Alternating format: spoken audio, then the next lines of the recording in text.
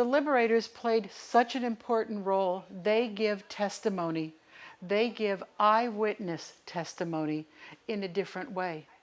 Dr. Phibbs, right up here, cardiac surgeon, he wrote a book, The Other Side of Time. It has been printed, I think, 1820 editions of it. He gives one of the best, most profound comments in 2 chapters of when they went into Landsberg, a satellite of Dachau, and how they first thought it appropriate to have the Jewish soldier in that battalion. And when that Jewish soldier came back, they realized that was a mistake.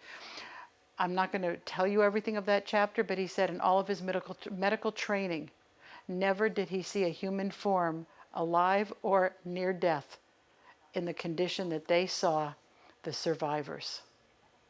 And for some, their last reaching was even to touch a tire gas can to thank the Liberators. In tandem with the Liberators, I want to make comments about righteous Gentiles. These people represent a larger group that had choices, not Jewish. They were never marked for death. They were never marked, but they stood up. And here we have little Bertie, who lives in our community now.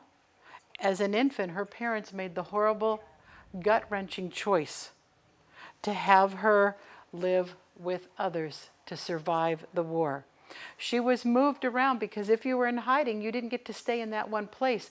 You were infringing on the people who were hiding you.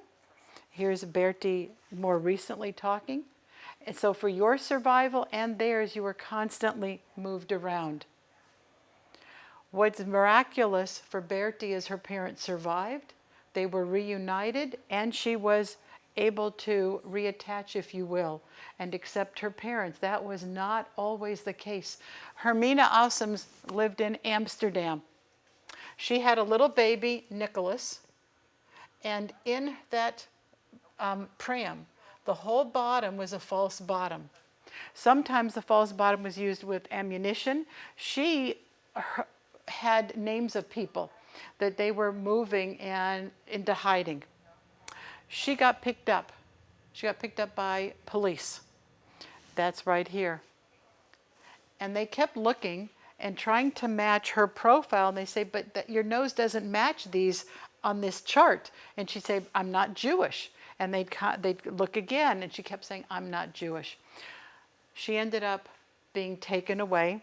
She asked if she could get a message, tell her mother how to feed her baby, that little Nicholas was colicky.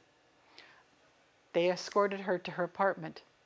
She whispered something to her mother. They then took her away. But that whispering to her mother, she had names in a cereal box, and her mother knew to tear it up and flush it down the toilet. It saved the rest of them. She was later recognized by Queen Beatrice of the Netherlands, as well as at Yad Vashem, for her role while she was in one of these camps.